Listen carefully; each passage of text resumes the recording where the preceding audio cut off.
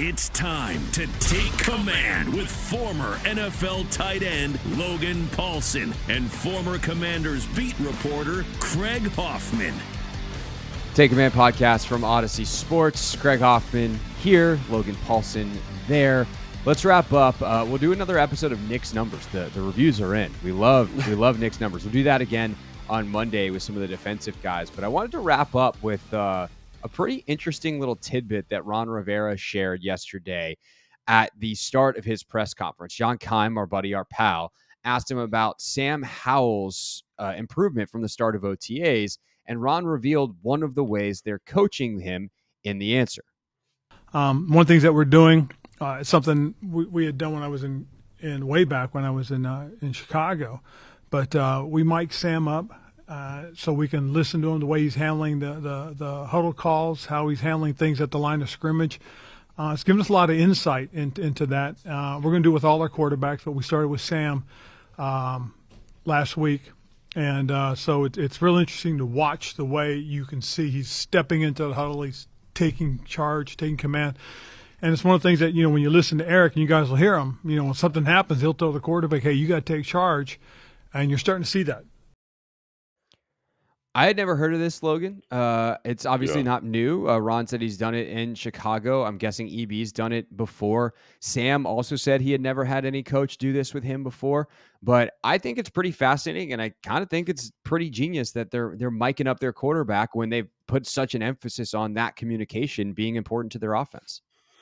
Yeah, I mean, I think that's that's a pretty cool thing. I just, right when this happened, I remember thinking back to when Donovan was here and I was a rookie, and Donovan was learning the offense, and he would come in and say the wrong play.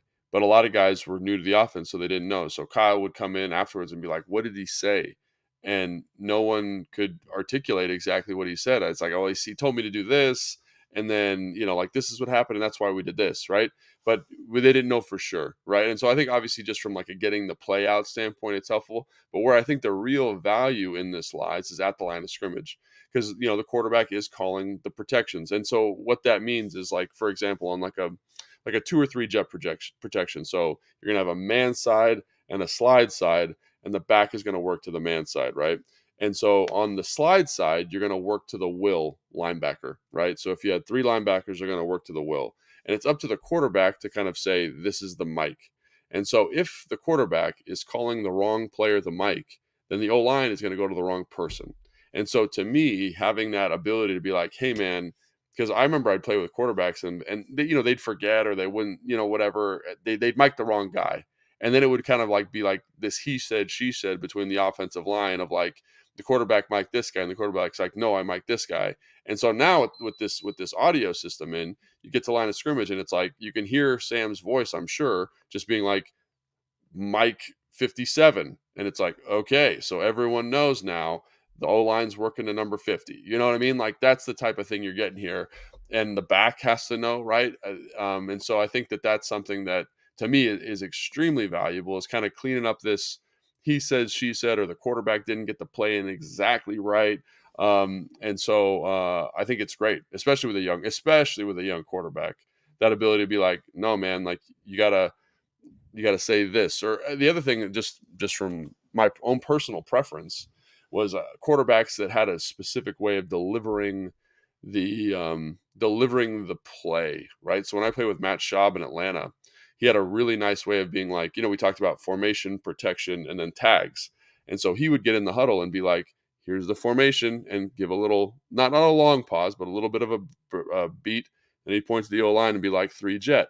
And then he'd go around the huddle and be like, Z this, F this, T this, right? And then it was like, all right, no one should screw that up, because he just pointed at you as he went, right? And that was a very specific thing to him. And I thought, I didn't need it at that point in my career, but for all the guys who were a little bit younger, it was a great tool. So I think this is an awesome kind of coaching tool that allows you to check to make sure the information is getting it correctly. You could probably give them some advice. Hey, man, take a little bit more time. Make sure you emphasize the motion a little bit more. We got to make sure they hear that. And then the mic stuff at the line of scrimmage, or calling the protections, I think to me is probably where the biggest advantage lies. Yeah, for sure. And I think that there's also, you would know better than me, obviously, because you've been in thousands of NFL huddles and I've been in zero. But there's certain quarterbacks, from what I understand, that will give little coaching points or like, hey, Yeah, if it's cover two, Terry, I'm coming to you. Like, right, these little things and how one, is that communication happening? And two, how is it happening? Like, is it productive? Is it, is right. it the quarterback being overloaded? Is he wrong? That would be a huge Yeah, problem. Hey, we're calling, play XYZ. Terry, it's cover two. I'm coming to you. And EB can be like, no, if it's cover no, three, you're going to that guy. What are you doing? So yeah, I think there's just so much information to be gleaned. And, for an offense that is wordy, and for a coaching staff that puts such an emphasis on communication, it makes sense to give yourself the tools to coach the communication. right. No, I think that's right, and I think kind of to your point about the hints in the huddle.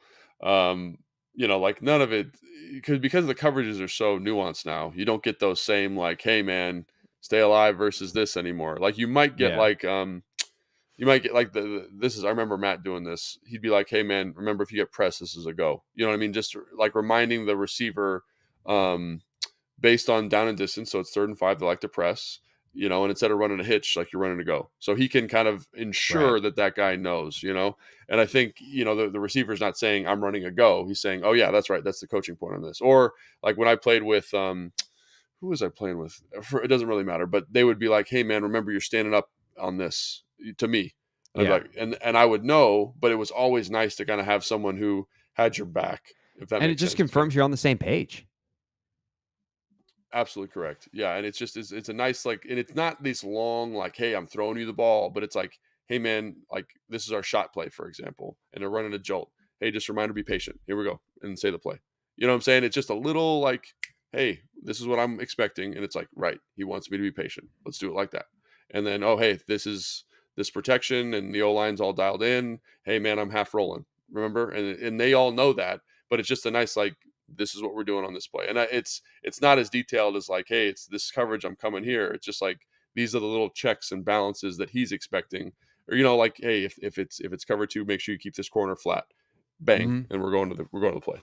So Right. And, that can be overdone as well. And so that could be something where if Sam's trying to do too much of that stuff, EB can pull it back. Like we obviously don't know what's going on, but they do because they've mic'd it up. The one thing I did want to ask you, Logan, is what are some other like cool coaching techniques, innovations that you've seen in your 10 years in the league? Because I thought this one was, I mean, again, it's not unique. Ron did it way back when Ron was in Chicago, which was in the 2000, it was in the aughts. Like he got to Carolina in like 2011. So we're talking way, way long ago. So not new by any stretch of the imagination, but certainly innovative and certainly something that a lot of coaches aren't doing. But anything in particular that you saw during your career that you thought was really cool and innovative in terms of kind of an advanced coaching technique? yeah, I mean, I've got three things. And so again, I came in 2010, and I went to a pretty big school in UCLA. But what I over the course of my 10-year career, one of the things that I thought was really cool was when teams were like, "Hey man, the most important downs in football are 3rd down and red zone. Why are those the last days of our install?" You know what I mean? Why are those the last days that we're doing? And so for a long time, for probably, I don't know, my first 4 or 5 years, 3, 4 years in the NFL, we would do 1st and 2nd down, and we would do 3rd down on day like 3, and then we do red zone on day like 7.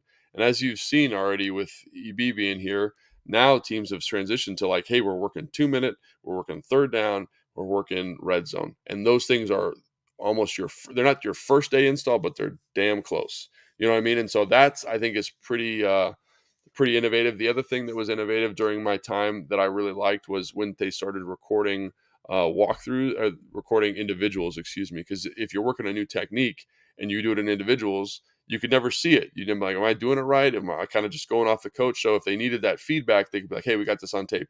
Let's watch this real quick." And so that's, again, it seems like something silly, but at this level, like every little inch and detail matters. And then probably the guy that, and I know you don't like him, but Bill Callahan, and the way he was able to find all of these special strength exercises to develop offensive linemen with the techniques that he wanted, and really find, like, to me, it's not an accident that he Yeah, goes to a place totally. and creates really good offensive line groups. And, we've talked about it, like he probably does too much. But Right. that whole system of finding, like, we're doing resisted band sets, we're doing assisted band sets, we're doing drive blocks with the sandbag, like building strength in the positions required to play your position. That was pretty cool. And I think, like he's carried that with him for a long time, but I didn't see that until like 2014. O-linemen just were kind of like, hey, we're going to go block without kind of any kind of technical cues and, strength developing exercises. So that was cool. And again, the structuring of practice, I thought, was probably the biggest one, the biggest kind of league thing that I saw, because that didn't happen until 2013 or 12 with Kyle, when he was like, man, like, what are we doing? And now everybody does a version of that. So I think those are kind of the three, when I look back on my career, that stick out to me. Yeah, I think that's good. I also like the practice setup just made me think of this too. The fact that they're not doing any running plays in Yeah. practice, I love, because like what's the point? There is some point in practicing them right now, but like those plays come down to the execution of the blocks in football pads. And you can't do execution of blocks in football pads without football pads. And Yeah. so, receivers can go run their routes, and like, yeah, there's a different level of physicality once you're in pads and all that kind of stuff. But with the rules now, it's really not that different. Right. You can hand fight and stuff without pads on. So, and honestly, like receivers and DBs, like especially receivers, like their pads are pretty thin. So you can get game like work in the passing game during the spring. You cannot with the run game stuff. And so I love the fact that they're not really wasting time. Like, you're limited. You only have 2 hours on the field. Don't spend it on running stuff. Like, just don't run the football in the spring, because it's not important, not because you can't walk it through or, talk about it in meeting rooms, but you can't execute it at anything remotely close to game speed or game intensity on the practice field. So do the stuff that you can do at game speed and game intensity on the practice field now, and worry about that stuff when you get to training camp and you're in pads.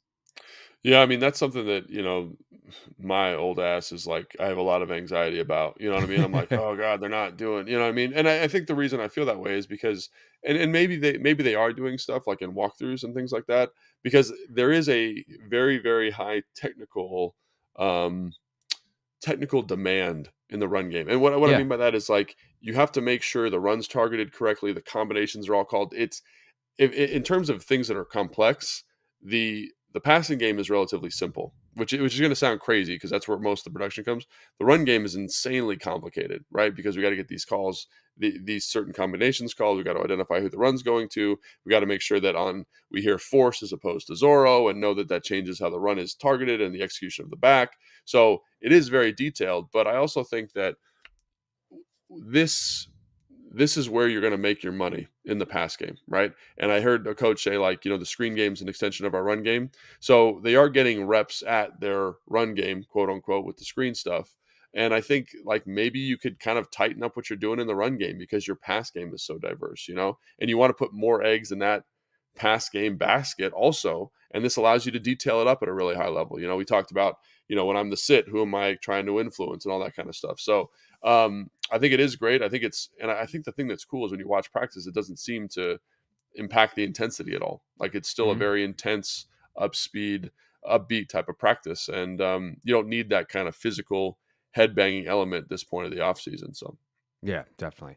All right, next week on the show, we will do some season-long predictions on the defensive side of the ball for Nick's numbers on Monday, and get you ready for the mandatory mini camp. Next week, Commanders are in their mandatory period, as opposed to what traditionally has been the last week of the offseason. They're doing it in week 3, and then they'll have another voluntary session or another voluntary week in week 4. But next week, we expect to see Chase Young and Montez Sweat, Charles Leno, obviously, as well. So we'll have that breakdown of how they do by the end of next week. Bieniemy also speaks later today as we record this Thursday morning. So does Jack Del Rio. So we'll have some reaction to what they have to say and how EB thinks all the install and everything is going, his thoughts on Sam Howell.